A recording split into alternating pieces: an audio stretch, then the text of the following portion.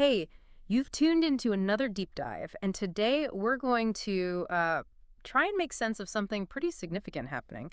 It's in the legal and political world. Hmm. We're diving into an executive action that President Trump issued, and it's aimed at, well, a few law firms, with Jenner and Block being a key one. Yeah, Our guide for this is largely a report from CBS News, so we'll be unpacking what they've laid out. that's right. And, it's not just Jenner and Block feeling the heat here. No. No, the CBS report also mentions Perkins Coie and Wilmer Cutler Pickering Hale and Dorr Wilmer Hale, basically.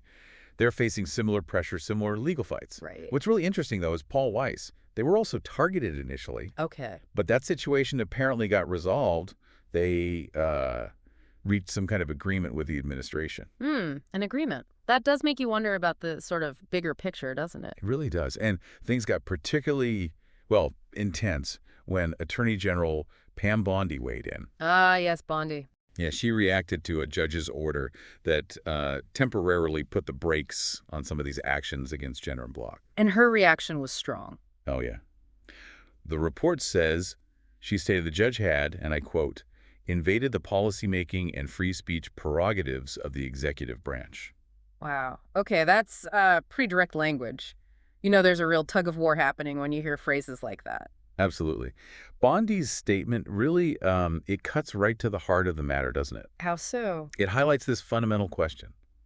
How much power does the executive branch have? And, what's the role of the courts in checking that power?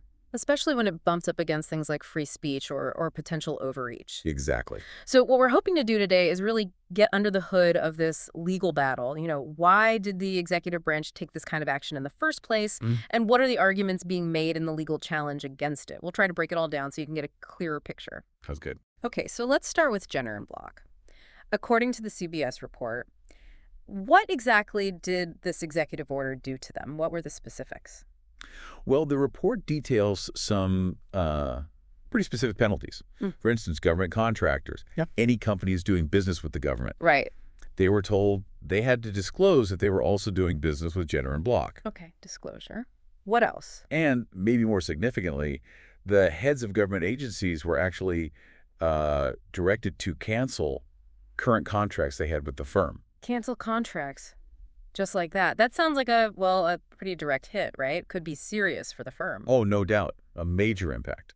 And the order didn't stop there either. More? Yeah, it also said that any government contracts with other companies that also work with Jenner and Block, those contracts should be reassessed. Reassessed to make sure they align with administration priorities? Exactly. To make sure they align with, quote, administration priorities. It's like a ripple effect, potentially hitting anyone connected to Jenner and Block. Wow. Okay, so it's not just hitting Jenner and Block directly, but trying to create distance between them and, well, anyone who works with the government. That seems to be the idea. The report also mentions something about access to federal buildings and maybe government employees? That's right. The order included restrictions. Jenner and Block employees, limited access to federal buildings, and it even put limits on government employees engaging with people from the firm, interacting with them. So pretty comprehensive, like trying to sideline them within the whole federal system. It certainly looks that way. A pretty broad effort. Okay, so that's what the order does. Now, the big question, why? Why target Jenner and Block specifically? What was the rationale given in the report? Well, the CBS report points to basically two main reasons cited by the administration. Okay, what's the first one? First, it mentions Jenner and Block used to employ Andrew Weissman. Weissman, Okay. from the Mueller investigation. That's the one. Yeah, he worked on the Mueller probe. Now, it's important to note, the report says he actually left Jenner and Block back in 2021. Right, 2021, so he's not even there anymore. That feels a bit like looking in the rearview mirror, doesn't it? It does seem focused on the past, yeah. Okay, so what's the second reason they mentioned?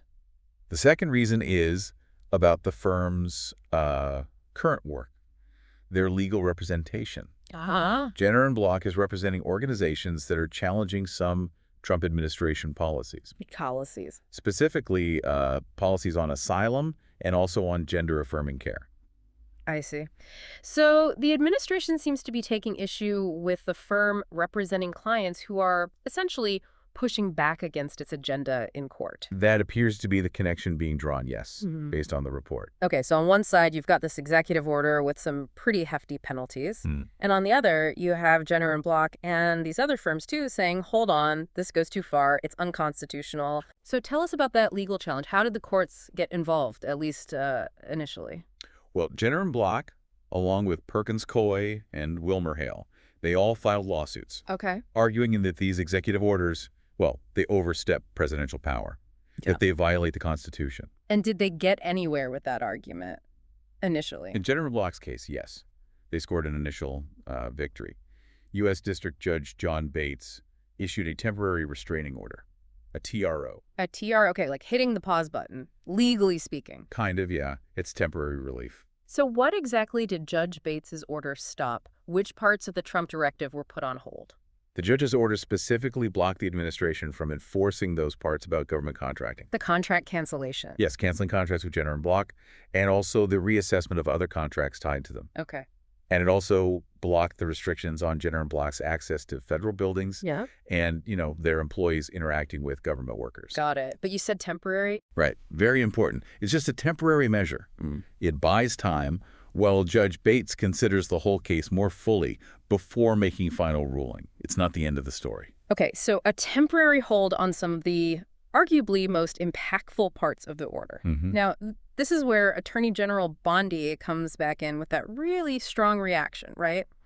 The report seemed to emphasize just how forceful she was about Judge Bates's order. Oh, absolutely. Forceful is maybe putting it mildly. Really? According to the CBS News report, Bondi didn't just, disagree. She issued a very strong denouncement of his actions. What'd she say? Well, she pointed out that the judge had, quote, mandated that she personally send notification of this injunction. All right. And then came that statement we mentioned earlier that he had yet again invaded the policymaking and free speech prerogatives of the executive branch. Yet again. So she sees a pattern. Apparently so. It really highlights her view that the judiciary is sort of stepping into territory where it doesn't belong. And she didn't stop there, did she? I think the report quoted her going further. That's right. She also said, and this is quite pointed, local district judges lack this authority, and the Supreme Court should swiftly constrain these judges' blatant overstepping of the judicial power. Wow. Calling for the Supreme Court to step in and constrain district judges? That's pretty strong language aimed right at the judicial system itself. It really is. It shows this fundamental disagreement about where the lines are drawn, the separation of powers. Yeah. Bondi's clearly arguing for a very, very broad scope of executive power. While the lawsuit and the judge's order are pushing back, emphasizing the court's role in making sure executive actions don't cross constitutional lines. Precisely. It's that classic tension. The report also mentioned a memo, didn't it, that Bondi sent out to department and agency heads. Yes, there was a memo. What was the purpose of that, and how did it frame the situation for all these government officials? Well, in the memo, she obviously informed them about the judge's temporary order. They needed to know about it. Right, practical stuff. But she also used it as a chance to reiterate the administration's position on Jenner and Block. And she used some very strong language there, too. Such as? She accused the firm, according to the report, of being, quote, committed to the weaponization of justice, discrimination on the basis of race, radical gender ideology, and other anti-American pursuits. Whoa. Okay, weaponization of justice, anti-American pursuits. That's extremely strong, very accusatory language to use about a law firm. It is. And it's really important for listeners to understand this is Attorney General Bondi's accusation, her characterization of the firm. Understood. So did the memo give any practical instructions, like how should agencies act now, given the judge's temporary block? Yes, it did address that. Bondi stated that even with the TRO in place, agencies still have the authority, essentially, to decide who they want to work with. Discretion, Implying they could still choose not to work with Jenner and Block for other reasons. That seems to be the suggestion.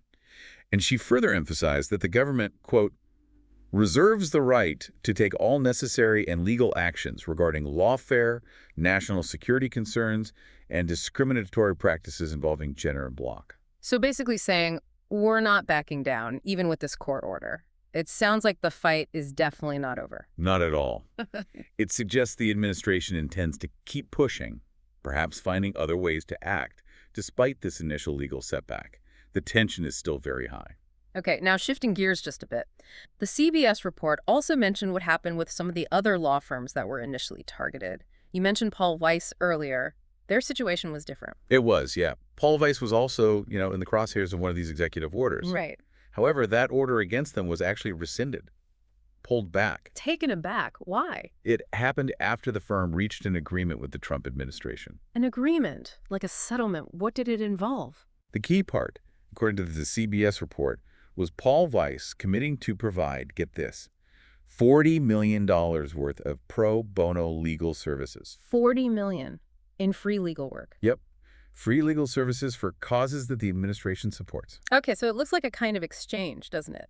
Drop the order, and in return, you provide significant free legal work aligned with our goals. That's certainly how it appears, based on the reporting, yeah. A direct quid pro quo, almost. And the report suggested this might not be an isolated case, that other firms might have done something similar. That's the indication, yes. The report mentioned at least 3 other major law firms have since entered into deals with the administration. Similar deals? Well, the specific details weren't quite as clear as the Paul Weiss one, but they reportedly include pledges of around $100 million total in free legal work. Wow, 100 million combined. Yeah, along with potentially other commitments as well. So it does raise questions, doesn't it? Is this becoming a pattern, a way for firms to maybe avoid being targeted in the first place or get out from under an order? It certainly suggests that possibility. What the broader implications of that are, well, that's another complex question. It really paints a picture, the Yeah. executive branch using its power pretty directly, not just for policy, but potentially to influence the legal field, maybe discourage opposition. That's one interpretation, certainly, Huh. using the leverage of government contracts and access. And then you have the judiciary stepping in, like with Judge Bates saying, hold on, let's check if these actions are actually legally sound. Exactly. You've got the executive branch asserting its authority, Yes. right? Setting policy, ensuring government resources align with its goals. That's its argument. Hmm. But then you have the legal system, through these lawsuits, raising serious questions. Do these actions cross constitutional lines? Especially around things like freedom of association, due process, maybe even free speech for the firms and their clients. Right.